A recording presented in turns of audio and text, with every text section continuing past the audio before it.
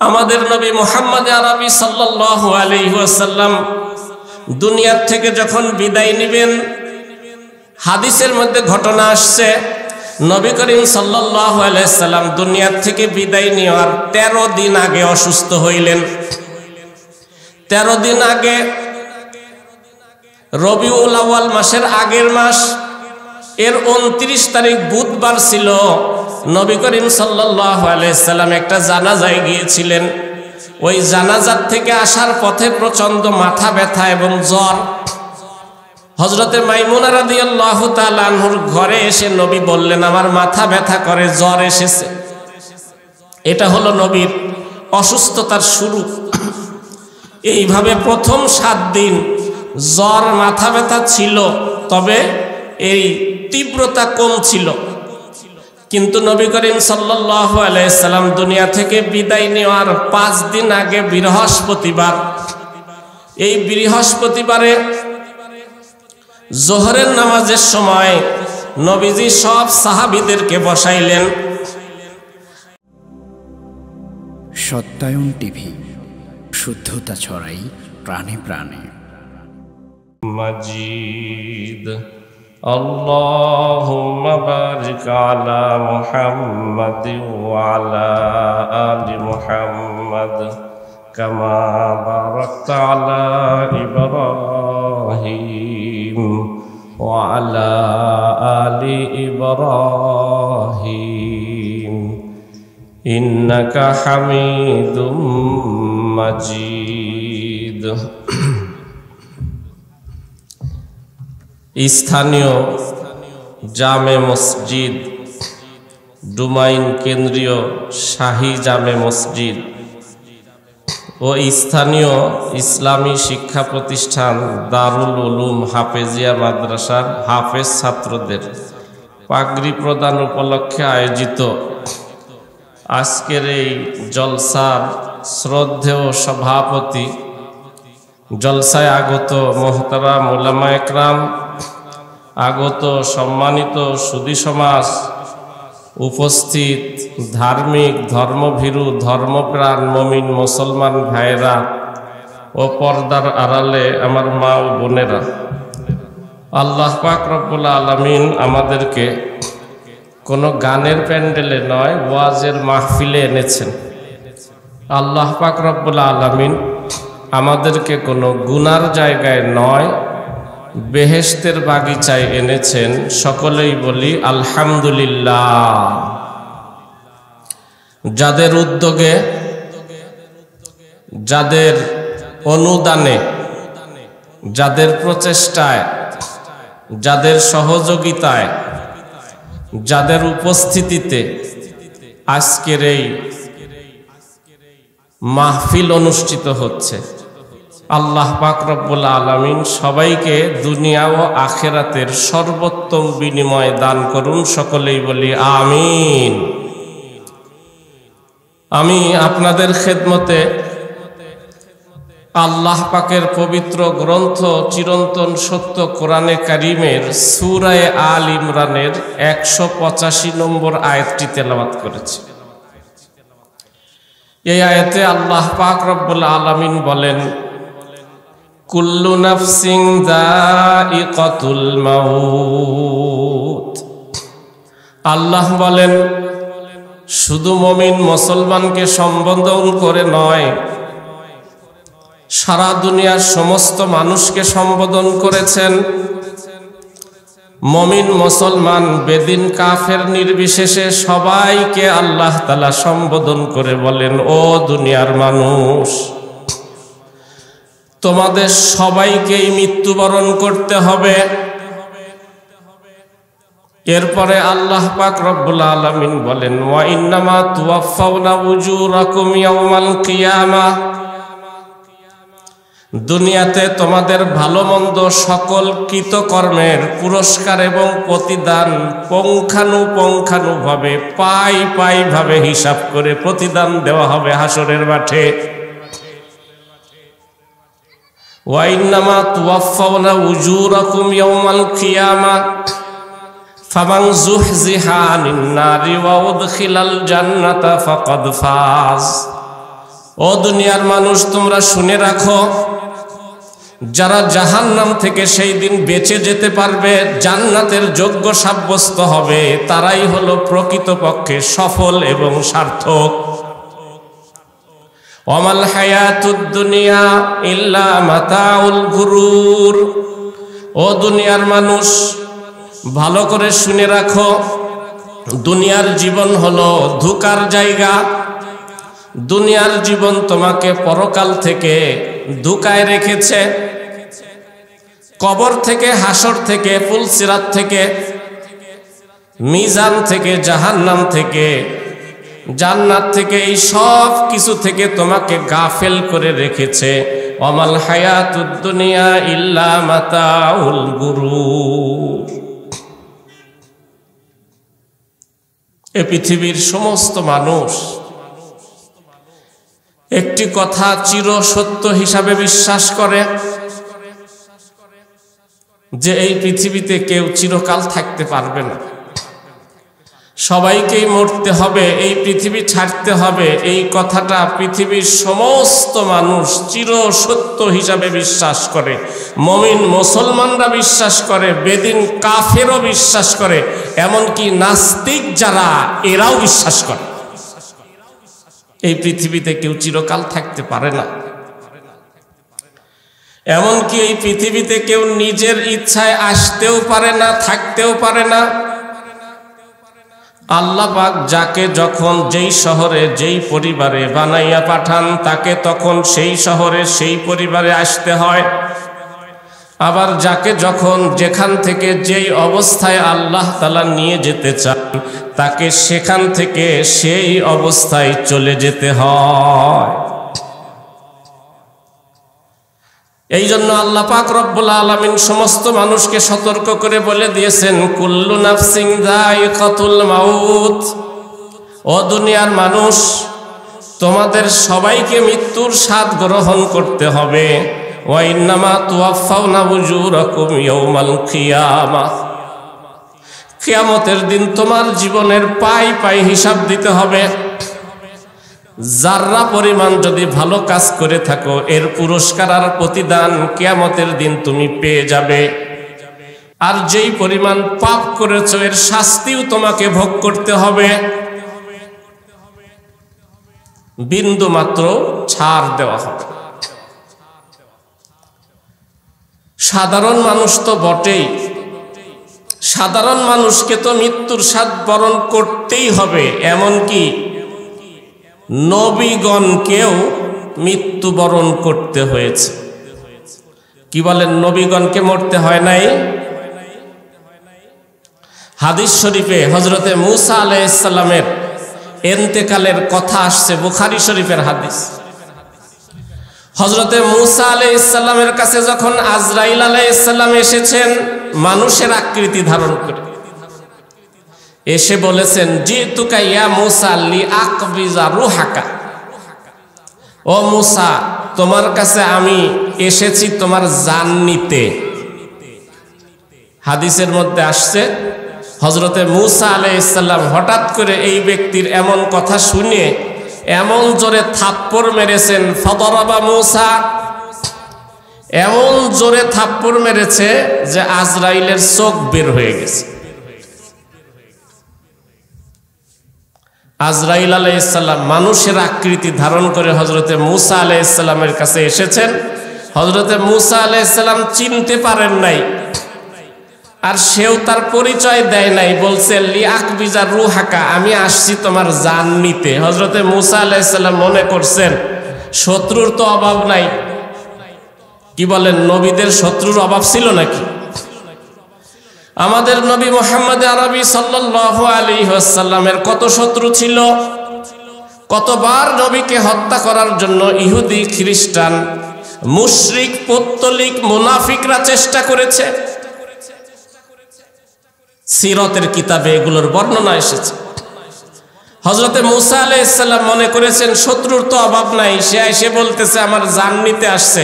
এমন জোরে থাপ্পড় মেরেছে আজরাইলের চোখ বের হয়ে গেছে। আজরাইল আলাইহিস সালাম আল্লাহ পাকের কাছে ফিরে গেছেন, গিয়ে বলতেছেন, হে আল্লাহ, এতদিন তো শুধু আমি মানুষ মারছি, কোনো জায়গায় তো মার খাই নেই, আজকে তুমি এমন বান্দার কাছে পাঠাইছো যে আমারে একটা থাপ্পড় দিয়ে চোখ বের করে দিছে। আল্লাহ পাক রব্বুল আলামিন মালাকুল মাউত আজরাইলকে জিজ্ঞেস করলেন, হাল সাআলতা ইয়া মালাকাল মাউত লিমাযা ফাআলা, ও মালাকুল মাউত, তুমি কি জিজ্ঞেস করেছিলে যে কেন তিনি থাপ্পড় মারলেন? আজরাইল আলাইহিস সালাম বললেন, আল্লাহ, আমি ভয়ে ওইখান থেকে পালাইছি, আমি আবার কোন সাহসে জিজ্ঞাসা করব কেন থাপ্পড় মারছেন? আল্লাহ পাক রব্বুল আলামিন হযরতে জিবরাইল আলাইহিস সালামকে পাঠিয়ে দিলেন, যাও মূসাকে জিজ্ঞেস করো কেন থাপ্পড় মেরেছে। হযরতে জিবরাইল আলাইহিস সালাম যেহেতু হযরতে মূসা আলাইহিস সালামের কাছে সবসময় আসা যাওয়া করতেন, ওহী নিয়ে আসতেন, আল্লাহ পাকের আদেশ নির্দেশ নিয়ে আসতেন, এই জন্য হযরতে জিবরাইল আলাইহিস সালামকে হযরতে মূসা আলাইহিস সালাম ভালোভাবেই চিনতেন। এসে বলতেছেন, হে আল্লাহর নবী মূসা, আপনি কেন আজরাইলকে থাপ্পড় মেরে চোখ বের করে দিয়েছেন? হযরতে মূসা আলাইহিস সালাম বলেন, ইন্না লিল্লাহি ওয়া ইন্না ইলাইহি রাজিউন। ভাই জিবরাইল, এটা আপনি কি বলেন? আমি আজরাইলকে মারব? আজরাইলের নাম শুনলেই সবাই ভয় পায়, আর আমি আজরাইলকে থাপ্পড় দিয়ে চোখ বের করে দিয়েছি, এটা আপনি কি বলেন? কয়, হ্যাঁ, কিছুক্ষণ আগে আপনার কাছে একজন লোক আসছিল না? কয়, হ্যাঁ আসছে, একজন লোক আসছে, আমি তো ওই লোকটাকে থাপ্পড় মারছি। ওই লোকটা তো আমাকে বলতেছে আপনার জান নিতে আসছি, আমি মনে করছি শত্রুর অভাব নাই, এই জন্য থাপ্পড় মারছি। কয়, এই আজরাইল। হযরতে মূসা আলাইহিস সালাম বললেন, আরে সে সালাম নাই, অনুমতি নেয় নাই, আর আপনি আমি চিনব কিভাবে?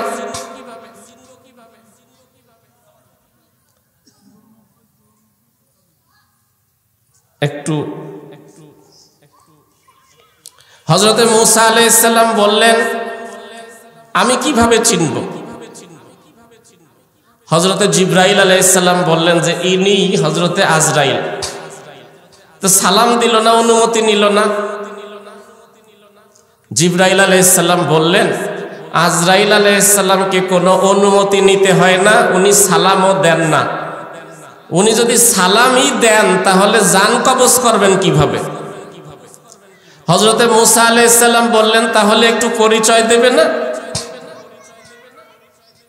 জিবরাইল আলাইহিস সালাম বললেন যে আচ্ছা ঠিক আছে, আল্লাহ তাআলা আজরাইল আলাইহিস সালামকে আপনার কাছে পাঠিয়েছিলেন আপনার জান কবজ করার জন্য, আপনি রেডি তো না? আপনার কোনো কথা আছে? হযরতে মূসা আলাইহিস সালাম বললেন, দুনিয়া থেকে বিদায় নেওয়ার পূর্বে আল্লাহ পাকের সাথে আমার কিছু কথা আছে। জিবরাইল আলাইহিস সালাম আল্লাহ পাকের কাছে গিয়ে এই পয়গাম শুনাইলেন, হে আল্লাহ, হযরতে মূসা আলাইহিস সালাম বলেছেন আপনার সঙ্গে কিছু কথা বলবেন। আল্লাহ পাক রব্বুল আলামিন হযরতে মূসা আলাইহিস সালামকে তুর পাহাড়ে ডাকলেন। এই তুর পাহাড়, এখানে আল্লাহ তাআলার সাথে হযরতে মূসা আলাইহিস সালাম কথা বলতেন। হযরতে মূসা আলাইহিস সালাম আল্লাহ পাকের কাছে গিয়ে বললেন, হে আল্লাহ, আমি দুনিয়া থেকে চলে যাব, আমার উম্মতের কি হবে? আমি তাদের মধ্যে যতদিন ছিলাম তাদেরকে তোমার পক্ষ থেকে মান্না সালোয়া ব্যবস্থা করে রেখেছো, ঝর্ণার ব্যবস্থা করে রেখেছো, ময়দানে তিহের মধ্যে তাদের মেঘের দ্বারা ছায়ার ব্যবস্থা করে রেখেছো, তাদের যত নিয়ামত দিয়ে তুমি ভরপুর করে রেখেছো। আল্লাহ, আমি দুনিয়া থেকে চলে গেলে আমার উম্মতের কি হবে এটা একটু জানার জন্য, তারা কি খাইবে কি করবে এটা একটু জানার জন্য আমি এসেছি। নবীগণ উম্মতকে কত মোহাব্বত করতেন, ভালোবাসতেন। আল্লাহ পাক রব্বুল আলামিন বলেন, হে মূসা, ওয়ামা তিলকা বিয়ামিনিকা ইয়া মূসা, মূসা তোমার হাতে কি? মূসা আলাইহিস সালাম বললেন, ক্বালা হিয়া আসায়া আতাওয়াক্কাউ আলাইহা ওয়া আহুশু বিহা আলা গনামি ওয়া লিয়া ফিহা মাআরিবু উখরা। আল্লাহ, এটা আমার হাতের লাঠি, এটা দিয়ে আমি টেক দেই, এটা দিয়ে গাছের পাতা পারি, এই লাঠি দিয়ে অনেক উপকার হয় আমার। আল্লাহ পাক রব্বুল আলামিন বললেন, ফাদরিব বিআসাকাল আরদ, তোমার জমিন দ্বারা পাথরের তোমার হাতের লাঠি দ্বারা জমিনের উপরে আঘাত করো। ফানফালাকা ফাখরাজা মিনহুল মা। কিতাবে লিখেছে হযরতে মূসা আলাইহিস সালাম তার লাঠি দ্বারা ওই তুর পাহাড়ে, ওই পাহাড়ের উপরে আঘাত করলেন। আঘাত করার সাথে সাথে পাহাড়ের এক প্রান্ত ফেটে গেল। এর ভিতরে উনি দেখতে পেলেন পানি। কিছুক্ষণ পরে পানির নিচ থেকে একটা পাথর জেগে উঠল। আল্লাহ পাক রব্বুল আলামিন বললেন, ও মূসা, তুমি এই লাঠি দ্বারা পানি এই পাথরের উপরে আঘাত করো। হযরতে মূসা আলাইহিস সালাম লাঠি দ্বারা পাথরের উপরে আঘাত করল, পাথর ফেটে গেল।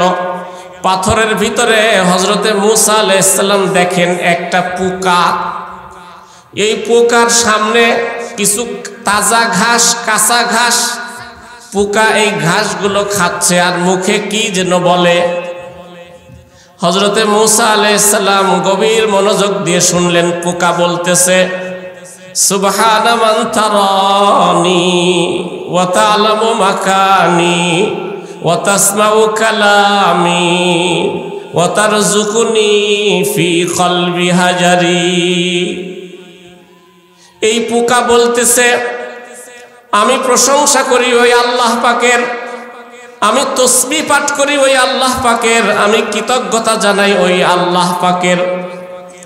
আমি গরমও সহ্য করতে পারি না, আমি শীতও সহ্য করতে পারি না। আল্লাহ তাআলা আমাকে এমন জায়গায় থাকার ব্যবস্থা করেছেন, মাটির নিচে পানি, পানির নিচে পাথর, পাথরের মধ্যে আল্লাহ তাআলা আমার থাকার ব্যবস্থা করেছেন। এখানে গরমও নাই, এখানে ঠান্ডাও নাই। এই জন্য আমি আল্লাহ পাকের শুকরিয়া আদায় করি, কৃতজ্ঞতা করি। এরপরে এই পোকাটা বলতে ওয়াস্তাসমাউ কালামি ওয়া তারযুকুনি ফি কলবি হাজারি। আমি বেশি নরম খাবার খাইতে পারি না, আমি বেশি শক্ত খাবারও খাইতে পারি না। আল্লাহ তাআলা আমাকে এখানে বেশি শক্ত না নরমও না, এমন আমার উপযোগী খাবারের ব্যবস্থা করেছেন। ওই আল্লাহ পাকের শুকরিয়া আদায় করি, ওই আল্লাহ পাকের তাসবিহ পাঠ করি। হযরতে মূসা আলাইহিস সালাম এই দৃশ্য দেখে হতভম্ব হয়ে গেলেন আর মনে মনে ভাবলেন, আমি যে আমার উম্মতের চিন্তা করতেছি, কি খাবে, কি পরবে, কিভাবে থাকবে। আমি যতদিন আছি অতদিন তো আল্লাহ তাআলা মেঘ দিয়ে ছায়ার ব্যবস্থা করে রেখেছেন, মান্না সালওয়া জান্নাত থেকে পাঠাইতেছেন।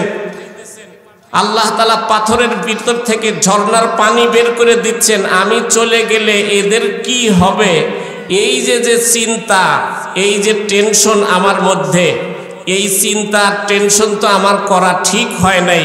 উনি লজ্জিত হয়ে আল্লাহ পাকের কাছে বললেন যে, আল্লাহ, আমি চলে যাওয়ার পরে আমার উম্মত কি খাবে, কি পরবে, এই চিন্তা করা আমার জন্য ঠিক হয় নাই। আল্লাহ, আমারে মাফ করে দাও, আমি অন্যায় করে ফেলেছি। অনেক বাবা মা মনে মনে ভাবে, আমি মারা গেলে আমার সন্তান কি খাবে, কি পরবে। এই জন্য সন্তানের জন্য জায়গা জমি গাড়ি বাড়ি করে দেওয়ার জন্য পেরেশান থাকে, ঠিক কিনা বলেন? পেরেশান থাকে। অনেক সময় অনেকে সন্তানের জন্য অনেক কিছু করে রাখে, এই কারণে ঠিকমতো নামাজ নাই, রোজা নাই, কয় সময় পাইনি, সন্তানকে সচ্ছল করে যাবে। অথচ আমাদের সমাজে এরকম অনেক ব্যক্তি আছে, আমাদের কাছে অনেকে এরকম বলে, হুজুর, আমার আব্বা আম্মা আমার জন্য কিছুই রেখে যায় নাই, অথচ আল্লাহ তাআলা আমাকে এমন দিয়েছেন, আমার গাড়ি বাড়ি জায়গা জমি সব হয়েছে, কিন্তু আফসোস একটাই, আমার বাবা মার খেদমত করতে পারি নাই, সেবা করতে পারি নাই, তারা একবেলা খাইছে আর একবেলা না খেয়ে থেকেছে, কত কষ্ট করে আমাকে মানুষ করেছে, কিন্তু আমরা বাবা মার খেদমত করতে পারি নাই, এরকম আফসোস করে। তাহলে যেই লোকটাকে তার বাবা মা কিছুই রেখে গেল না, ওই লোকটাকে, ওই সন্তানটাকে এত সম্পদের মালিক বানাইল কে? যেই আল্লাহ তাআলা আপনাকে এই পরিমাণ সম্পদের মালিক বানাইল, ওই আল্লাহ কি আপনার সন্তানকে সম্পদের মালিক বানাইতে পারবে না? আপনি এত পেরেশান কেন? এই জন্য মনে রাখবেন একটা কথা, আল্লাহ তাআলা যার ভাগ্যে যতটুকু রিজিক রেখেছে সে এর চাইতে বেশির মালিক হতে পারবে না। মনে করেন এক ব্যক্তি 1 কেজি খাবার তার পেটে ধারণ ক্ষমতা আছে, 1 কেজি, তার দাওয়াত হয়েছে এক জায়গায়, সে 1 কেজি খাবারই খাইতে পারে, ভাত মাছ গোশত সবকিছু মিলাই 1 কেজি খাইতে পারে। এখন সে যদি যাওয়ার পথে অথবা বাড়ির থেকে আধা কেজি খাইয়ে যায়, পথে আরো 250 গ্রাম খায়, তাহলে দাওয়াতে যায় কতটুক খাইতে পারবে? দাওয়াতে যায় সর্বোচ্চ আর 250 গ্রাম খাইতে পারবে। আপনার সন্তানের জন্য আল্লাহ তাআলা যেই পরিমাণ জায়গা জমি ঘর বাড়ি রেখেছেন, আপনি এগুলো নিজেই যদি উপার্জন করে সন্তানের জন্য রেখে যান, তাহলে আপনার সন্তান উপার্জন করবে কি? নবীগণ পিতামাতা তার সন্তানকে যেই পরিমাণ মহাব্বত করে ভালোবাসে, নবীগণ তার উম্মতকে এর চাইতে বেশি মহাব্বত করে ভালোবাসে। এই কারণে হযরতে মূসা আলাইহিস সালাম তার উম্মতের জন্য চিন্তিত।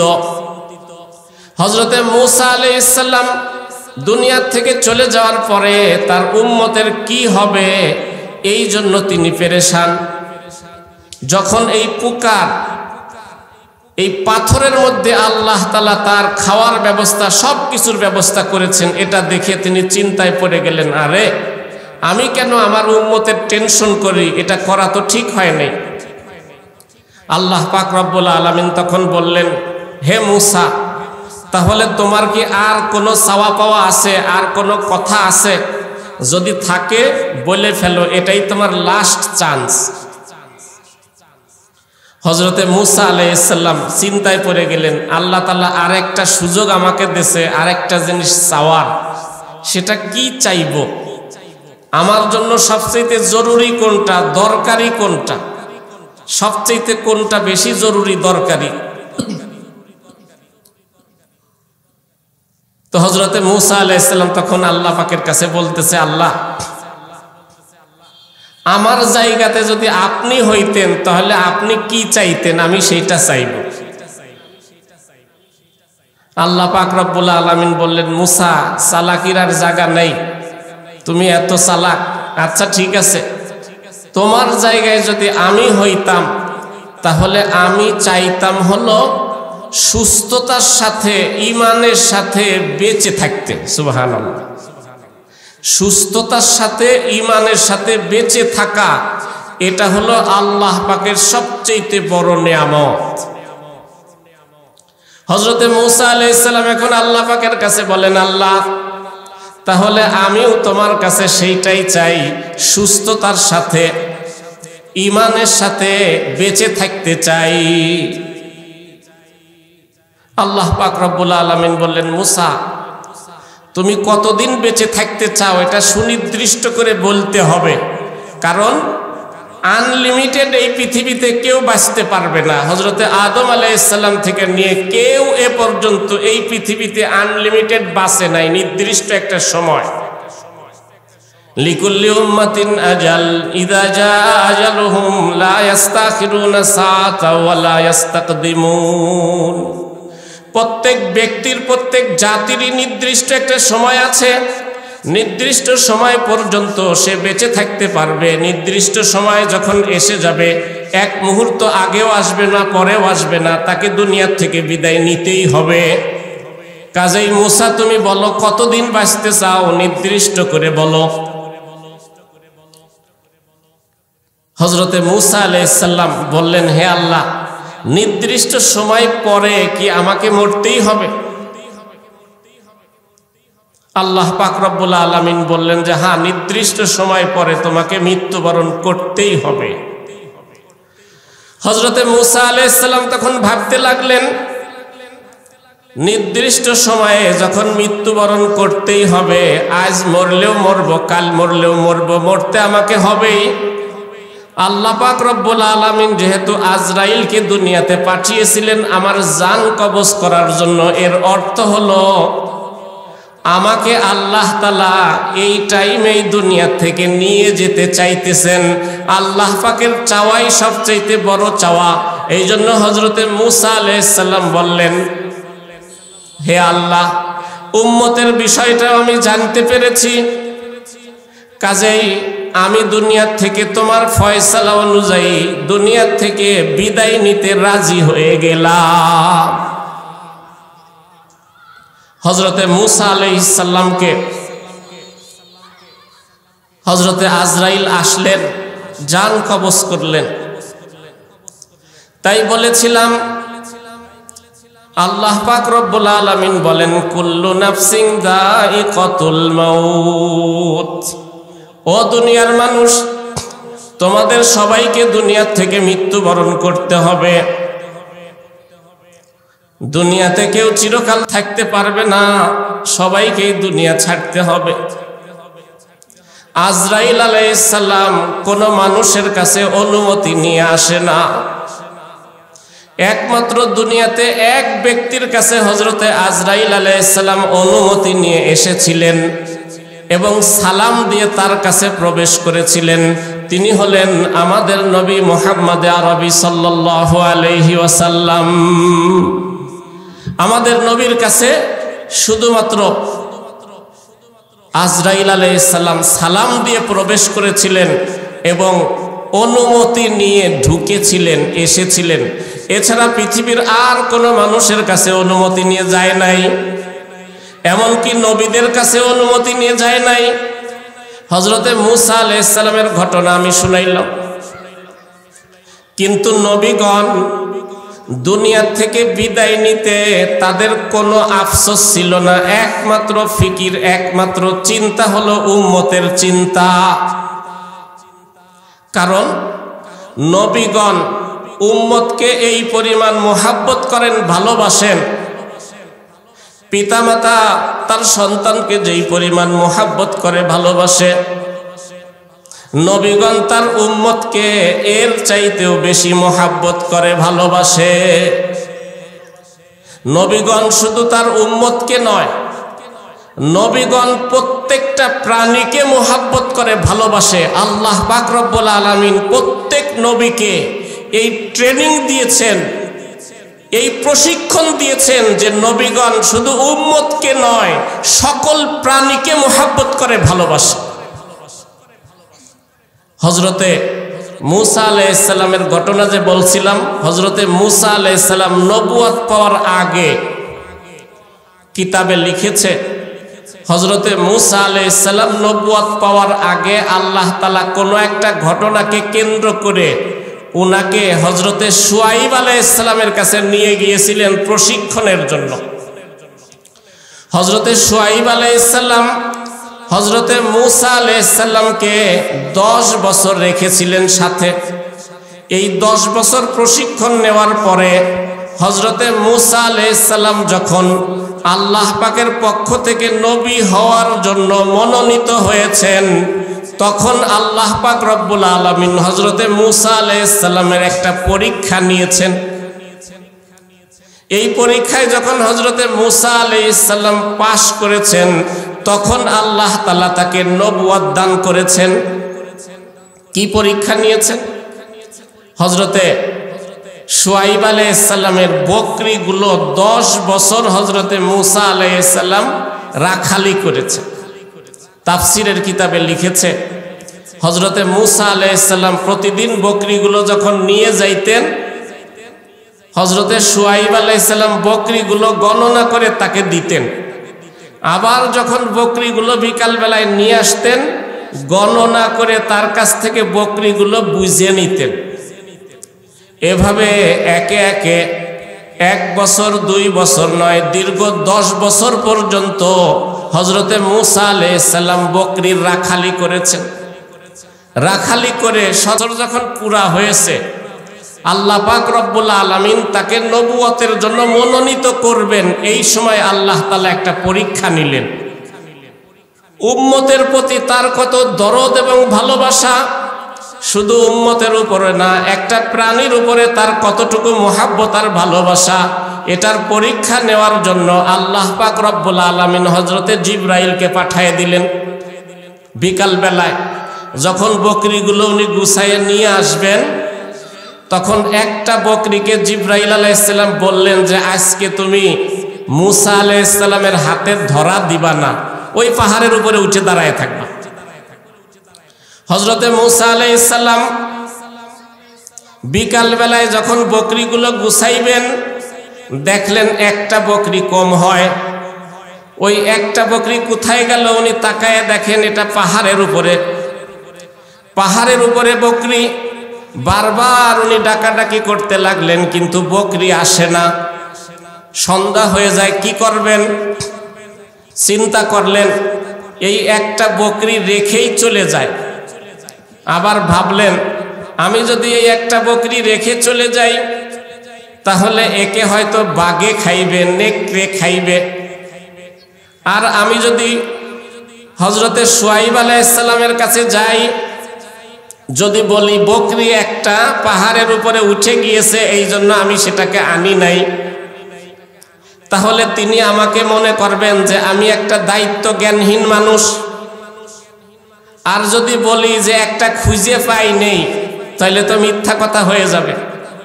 এই জন্য উনি অনেক কষ্টে, কিতাবে লিখছে, অনেক কষ্টে আস্তে আস্তে আস্তে আস্তে পাহাড়ের উপরে উঠে গেলেন। পাহাড়ের উপরে উঠে যখন বকরিটাকে ধরতে যাইবেন, সাথে সাথে বকরি এখান থেকে সা করে দৌড় দিয়ে নিচেই নেমে আরেকটা পাহাড়ের উপরে উঠে দাঁড়ায় রইল। হযরতে মূসা আলাইহিস সালাম এত কষ্ট করে উঠছেন পাহাড়ের উপরে, বকরিটাকে মাত্র ধরবেন, আর এই সময় বকরিটা সা করে দৌড় দিয়ে আরেক পাহাড়ে উঠে যায় বসে রয়েছে। অনেক কষ্টে হযরতে মূসা আলাইহিস সালাম পাহাড় থেকে নামলেন। নেমে মনে মনে আবার চিন্তা করছেন কি করবেন। আবার ভাবলেন যে না, আমি এই বকরিটাকে রেখে চলে যেতে পারি না, যত কষ্টই হোক না কেন এই পাহাড়ের উপরে উঠে বকরিটাকে ধরে আনতে হবে। আবার পাহাড়ের উপরে উঠলেন। কিতাবে লিখেছে আস্তে আস্তে পাহাড়ের উপরে উঠতে উঠতে হযরতে মূসা আলাইহিস সালামের পা দিয়ে রক্ত বের হওয়া শুরু হয়েছে। হযরতে মূসা আলাইহিস সালাম এই পাহাড়ের উপরে গিয়ে মাত্র বকরিটা ধরবেন, এই সময় বকরি আবার সা করে দৌড় দিয়ে নিচেই চলে গেছে, একটা জঙ্গলের ভিতরে ঢুকে গেছে। এদিকে সন্ধ্যা হয়ে গেছে। হযরতে মূসা আলাইহিস সালাম কি করবেন? অনেক কষ্টে পাহাড় থেকে নামলেন। নেমে দেখলেন বকরিটা একটা জঙ্গলের ভিতরে ঢুকে আছে। আস্তে আস্তে আস্তে আস্তে গিয়ে বকরিটাকে ধরে ফেললেন। বকরিটা ধরার সাথে সাথে এই বকরি পেশাব করে ওনার গোটা শরীরটা মাখাইয়ে দিল। আমরা হইলে কি করতাম? আমরা হইলে এই বকরিটাকে আচ্ছা মতো পিটাইতাম। কিন্তু কিতাবে লিখেছে হযরতে মূসা আলাইহিস সালাম এই বকরিটাকে ধরে চোখের পানি ফেলে কেঁদে কেঁদে বললেন, বকরি আহারে তুমি বোঝো না, এই জন্য তুমি এত কষ্ট করেছো। এই পাহাড়ে উঠেছো, সেখান থেকে নেমেছো, এই পাহাড়ে উঠেছো, সেখান থেকে নেমেছো, তোমার পা দিয়ে রক্ত পড়ছে, তোমার পেশাবের চাপ ছিল কিন্তু তুমি পেশাব করতে পারো নাই। এইভাবে আমার শরীরে পেশাব করে দিয়েছো। এইভাবে চোখের পানি ফেলে হযরতে মূসা আলাইহিস সালাম যখন কাঁদতেছিলেন, নিজের কষ্টের কথা মনে নাই, বকরির কষ্টের কথা চিন্তা করেছেন। তখন আল্লাহ পাক রব্বুল আলামিন হযরতে মূসা আলাইহিস সালামকে নবুয়ত দান করার জন্য নির্বাচন করে নিয়েছেন। যে একটা বকরির প্রতি এত দয়ার মমতা, সেই ব্যক্তির মমতা, মায়া মমতা মানুষের উপরেও হবে।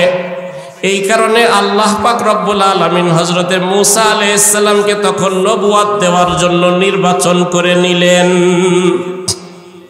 তো বলেছিলাম নবীগণ উম্মতকে এত মোহাব্বত করতেন, এত ভালোবাসতেন, শুধু উম্মতকে নয় সমস্ত প্রাণীকেই মোহাব্বত করতেন, ভালোবাসতেন।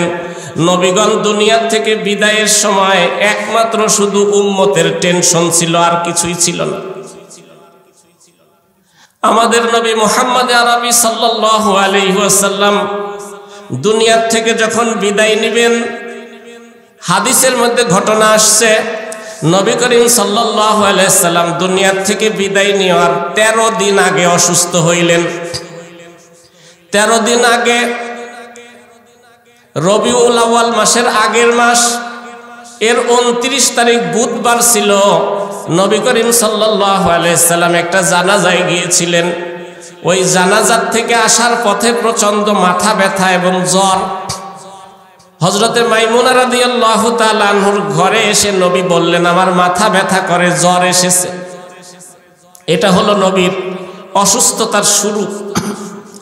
এইভাবে প্রথম 7 দিন জ্বর, মাথা ব্যথা ছিল, তবে এই তীব্রতা কম ছিল।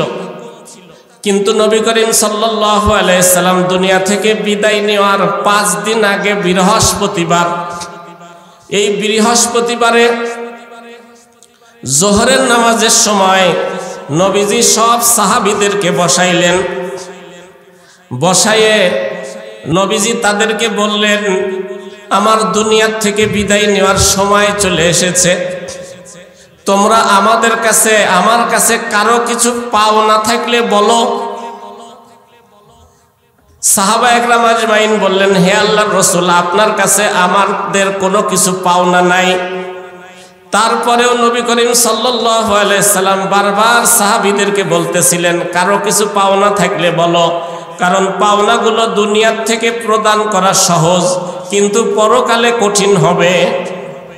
এক সাহাবী দাঁড়াইলেন, দাঁড়ায় বললেন, হে আল্লাহর রাসূল, একদিন একজন ভিক্ষুক আপনার কাছে ভিক্ষা চেয়েছিল, আপনার কাছে কোনো টাকা ছিল না, আপনি আমাকে 1 দিরহাম তাকে দিতে বলেছিলেন।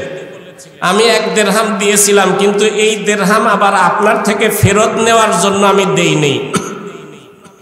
নবীজি বললেন যে না, তোমাকে ওই 1 দিরহাম ফেরত নিতে হবে। নবীজি তাকে 1 দিরহাম দিয়ে দিলেন। এরপরে আবার জিজ্ঞাসা করছেন, আমার কাছে কারো কোনো পাওনা আছে কিনা। বারবার জিজ্ঞাসা করার পরে এক সাহাবী দাঁড়াইছে। এই সাহাবীর নাম হলো হযরতে উক্কাশা। হযরতে উক্কাশা বললেন, হে আল্লাহর রাসূল, একবার আপনি আপনার হাতের লাঠি দিয়ে আমার পিঠে একটা খুসা দিয়েছিলেন। রাসূল করিম সাল্লাল্লাহু আলাইহি সাল্লাম বলেন, তুমি লাঠি দিয়ে আমাকে একটা খুসা দিয়ে এর প্রতিশোধ নিয়ে নাও, কারণ এটা কিয়ামতের মাঠে প্রতিশোধ নেওয়া কঠিন হবে। হযরতে উক্কাশা যখন দাঁড়িয়েছেন, অন্যান্য সাহাবীরা চোখ বড় বড় করে তাকাইতেছে, আরে এ কি কয়, নবী করিম সাল্লাল্লাহু আলাইহি সাল্লাম অন্তিম কালে কি বলে। রাসূল করিম সাল্লাল্লাহু আলাইহি সাল্লাম বলেন, এই সবাই চুপ করো, এই হক দুনিয়া থেকে আদায় করা সহজ, কিন্তু মরণের পরে কঠিন। হযরতে উক্কাশাকে ডাকলেন, ডেকে বললেন যে তুমি লাঠি দিয়ে আমার পিঠে একটা খুসা দাও। হযরতে উক্কাশা বললেন, হে আল্লাহর রাসূল, আপনি যখন আমাকে খুসা দিয়েছিলেন তখন আমার পিঠে কোনো কাপড় ছিল না, আমার জামা গায়ে দেওয়া ছিল না। নবী করিম সাল্লাল্লাহু আলাইহি সাল্লাম জামাটা এভাবে উঠাইলেন, উঠায়ে বললেন, ঠিক আছে, তুমি আমার পিঠে একটা খুসা দিয়ে প্রতিশোধ নিয়ে নাও। জামাটা উঠানোর সাথে সাথে কিতাবে লিখেছে, হযরতে উক্কাশা নবী করিম সাল্লাল্লাহু আলাইহি সাল্লামের পিঠে যেই মোহরে নবুয়ত ছিল, এই মোহরে নবুয়তে একটা চুম্বন দিয়ে বলল, হে আল্লাহর রাসূল, সারা জীবন চেষ্টা করেছি আপনার মোহরে নবুয়তে চুমা দেওয়ার, কোনো দিন পারি নাই। আজকে একটু আপনার মোহরে নবুয়তে চুমা দেওয়ার জন্য আমি এই কাজ করেছি। রাসূল করিম সাল্লাল্লাহু আলাইহি সাল্লাম সাহাবা একরাম আজমাইনদের সাথে কথা বলে মাগরিবের নামাজ পড়াইয়া বাসায় গেছেন। এশার নামাজের সময় নবীজি এত বেহুশ হয়ে গেছেন যে একেবারে হুশ নাই। সাহাবা একরাম আজমাইন মসজিদে এসে সবাই অপেক্ষায় আছেন নবী করিম সাল্লাল্লাহু আলাইহি সাল্লামের জন্য। রাত যখন বেশ অনেক হয়েছে, নবীজির হুশ ফিরেছে। নবীজি জিজ্ঞেস করছেন, আসাল্লান নাস, মানুষেরা কি এশার নামাজ পড়েছে? সাহাবা একরাম আজমাইন বললেন, লা ইয়া রাসূলুল্লাহ ইয়ান্তাজিরুনাকা, সাহাবারা নামাজ পড়ে নাই, আপনার অপেক্ষায় আছে। নবী করিম সাল্লাল্লাহু আলাইহি সাল্লাম বললেন, ইতি বিল মা, পানি আনো, আমার মাথায় পানি ঢালো, শরীর ধুয়ায়ে দাও, আমাকে ওযু করাও। নবী করিম সাল্লাল্লাহু আলাইহি সাল্লামের মাথায় পানি ঢালা হইল, শরীরে পানি দেওয়া হইল, নবী ওযু করলেন। ওযু করার পরে নবীজি মসজিদে আসবেন নামাজ পড়াইতে, কিতাবে লেখছে আবার নবীজি বেহুশ হয়ে পড়ে গেছে। আবার যে বেহুশ হয়েছেন, আর হুশ আসতেছে না। অনেক পরে যখন হুশ আসছে, নবীজি একই কথা জিজ্ঞাসা করছেন, আসাল্লান নাস, মানুষেরা কি এশার নামাজ পড়েছে? সাহাবারা বললেন, লা ইয়া রাসূলুল্লাহ হুম ইয়ান্তাজিরুনাকা, নামাজ পড়ে নাই, তারা আপনার অপেক্ষায় আছে। নবীজি বললেন, পানি আনো। আবার নবীজি ওযু করলেন, আবার মসজিদে যাওয়ার জন্য উদ্যত হয়েছেন, আবার বেহুশ হয়ে পড়ে গেলেন। এইভাবে একবার, দুইবার, তিনবার যখন বেহুশ হয়ে পড়ে গেলেন, নবীজি বললেন, মুরু আবা বকরিন লিউসাল্লি বিন্নাস, তোমরা আবু বকরকে বলো, আবু বকর যেন মানুষকে এশার নামাজ পড়ায় দেয়। এইটা হলো বৃহস্পতিবার, নবীর ইন্তেকাল হইল সোমবারে। বৃহস্পতিবার নবীজি আর মসজিদে আসতে পারেন নাই। এরপরে বৃহস্পতি, শুক্র, শনি, রবি, এই 4 দিন হজরতে আবু বকর সিদ্দিক রাদিয়াল্লাহু তাআলা আনহু মসজিদে নববীতে নামাজ পড়াইছেন। সোমবার সকাল, যেদিন নবীর ইন্তেকাল, এই সোমবারে সকালে নবী করিম সাল্লাল্লাহু আলাইহি সাল্লাম ফজরের নামাজ হযরতে আবু বকর সিদ্দিক রাদিয়াল্লাহু তাআলা আনহু পড়াইতেছেন। এই সময় নবীজির শরীর একটু ভালো লেগেছে। নবীজি মসজিদে নববীর সুজা, নবীর ঘর সুজা যেই দরজা ছিল, ওই দরজায় দাঁড়ায় একটু সাহাবীদেরকে দেখছেন। দেখে নবীজি খুব আনন্দিত হয়েছেন, আমার উম্মত নামাজ অবস্থায়, আমার উম্মত নামাজ অবস্থায়। নবীজি দাঁড়াইলেন কেন, দেখলেন কেন? কিতাবের মধ্যে লিখেছে, হযরতে জিবরাইল আলাইহিস সালাম নবীর কাছে এসেছেন।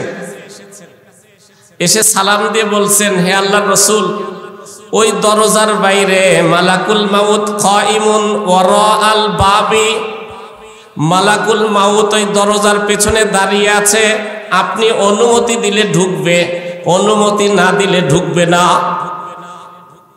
বলেছিলাম আজরাইল আলাইহিস সালাম দুনিয়ার কারো কাছে যাইতে অনুমতি চায় নাই, একমাত্র আখেরি নবী মুহাম্মদ আরবি সাল্লাল্লাহু আলাইহি সাল্লামের কাছে অনুমতি নিয়ে প্রবেশ করেছে। এছাড়া পৃথিবীর কারোর কাছে কোনোদিন অনুমতি নেয় নাই, ভবিষ্যতেও কোনোদিন আজরাইল কারো অনুমতি নেবে না। হযরতে জিবরাইল আলাইহিস সালাম বললেন, হে আল্লাহর রাসূল, মালাকুল মাউত কাইমুন ওয়ারাআল বাব, আজরাইল ফেরেশতা মালাকুল মাউত সে দরজার ওই পাশে বসা আছে, দাঁড়ানো আছে, আপনি যদি অনুমতি দেন তাহলে আসবে। রাসূল করিম সাল্লাল্লাহু আলাইহি সাল্লাম অনুমতি দিলেন। হযরতে আজরাইল আলাইহিস সালাম ভিতরে প্রবেশ করলেন। তখন নবী করিম সাল্লাল্লাহু আলাইহি সাল্লাম উম্মতের একটু অবস্থা দেখতে চাইলেন, এই জন্য দরজায় দাঁড়ায় দেখলেন সব নামাজ পড়তেছে। এটা দেখে নবী খুব খুশি হইলেন। খুশি হওয়ার পরে কিতাবে লিখেছে, কিছুক্ষণ পর রাসূল করিম সাল্লাল্লাহু আলাইহি সাল্লাম আম্মাজান হযরতে আয়েশা সিদ্দিকা রাদিয়াল্লাহু তাআলা আনহুর শরীরের সাথে হেলান দিয়ে বসে আছেন। এই সময় দাখালা আব্দুর রহমান ইবনে আবি বকর, হযরতে আয়েশা সিদ্দিকা রাদিয়াল্লাহু তাআলা আনহুর ছোট ভাই আব্দুর রহমান আব্দুর রহমান নবীর হুজরায় প্রবেশ করলো। হাতে একটা মেসক ছিল, কাঁচা মেসক। নবী করিম সাল্লাল্লাহু আলাইহি সাল্লাম ওই মেসকের দিকে তাকাইয়া আছেন। হযরতে আয়েশা সিদ্দিকা রাদিয়াল্লাহু তাআলা আনহু জিজ্ঞেস করলেন, হে আল্লাহর রাসূল, আপনি কি মেসওয়াক করবেন নাকি? নবী করিম সাল্লাল্লাহু আলাইহি সাল্লাম ইশারা দিলেন। আম্মাজান হযরতে আয়েশা সিদ্দিকা রাদিয়াল্লাহু তাআলা আনহু ওই মেসওয়াক নিলেন, নিয়ে চাবাইয়া নরম করে নবীর হাতে দিলেন। নবী করিম সাল্লাল্লাহু আলাইহি সাল্লাম ইন্তেকালের আগে, দুনিয়া থেকে বিদায় নেওয়ার আগে মেসওয়াক করলেন। কিতাবের মধ্যে আসছে বুখারী শরীফে, মেসওয়াক করার পরে ওই পাশের বর্তনে পানি থেকে নবী কুলি করলেন, এরপরে মুখটা ধুইলেন, দুই হাত উঠায়ে আল্লাহ পাকের দরবারে বললেন আল্লাহুম্মার রফিকুল আলা। নবী করিম সাল্লাল্লাহু আলাইহি সাল্লাম হাত তুলে এইভাবে দোয়া করতেছিলেন, এর ভিতরেই আজরাইল আলাইহিস সালাম নবীর জান কবজ করেছে। হযরতে আয়েশা সিদ্দিকা রাদিয়াল্লাহু তাআলা আনহা বলেন, আমরা দেখলাম নবী হাত তুললেন, এরপরে হাতটা আর নিজের ইচ্ছায় নামাইতে পারেন নাই, হাতটা দুই পাশে পড়ে গেল। আমরা দেখে বুঝতে পারলাম নবীর এই সময় ইন্তেকাল হয়ে গেছে। পৃথিবীর কোন মানুষের কাছে আজরাইল অনুমতি নিয়ে আসে নাই, একমাত্র রাসূল করিম সাল্লাল্লাহু আলাইহি সাল্লামের কাছে অনুমতি নিয়ে এসেছে। পৃথিবীর সমস্ত মানুষকেই দুনিয়া থেকে বিদায় নিতে হবে, কেউ দুনিয়াতে থাকতে পারবে না। দুনিয়াতে কে কতটুকু নেক কাজ করলো আর কে কতটুকু পাপ করলো, এই পরীক্ষার জন্য আল্লাহ তাআলা দুনিয়াতে পাঠিয়েছেন। এই জন্য আল্লাহ পাক রব্বুল আলামিন বলেন, ও দুনিয়ার মানুষ, জেনে রেখো কুল্লু নাফসিন যায়িকাতুল মাউত, তোমাদের সবাইকেই মৃত্যুবরণ করতে হবে। ওয়া ইন্নামা তুওয়াফাউনা উজুরাকুম ইয়াউমাল কিয়ামা, দুনিয়ার জীবনের প্রত্যেকটা বিষয়ের পাই পাই হিসাব দিতে হবে, এর প্রতিদান পাবে, পুরস্কার পাবে। এই জন্য আল্লাহ তাআলা আমাদেরকে দুনিয়াতে পাঠিয়েছেন। আল্লাহ পাক রব্বুল আলামিন আমাদের দুনিয়ার এই জীবনকে আল্লাহ পাকের হুকুম মতো, নবীর তরিকা মতো পরিচালিত করে আল্লাহ পাকের সন্তুষ্টি নিয়ে জান্নাতের যোগ্য হওয়ার তৌফিক দান করেন। আমিন ওয়া আখিরু দাওয়ানা আলহামদুলিল্লাহি রাব্বিল আলামিন। আলহামদুলিল্লাহ। হযরত এত সময় পর্যন্ত আমাদেরকে অত্যন্ত মূল্যবান আলোচনা করে শুনিয়েছেন। আল্লাহ রাব্বুল আলামিন আমাদেরকে তার আলোচনার উপর আমল করার তৌফিক দান করুন। এখনই ইশারে সালাতের আযান হবে।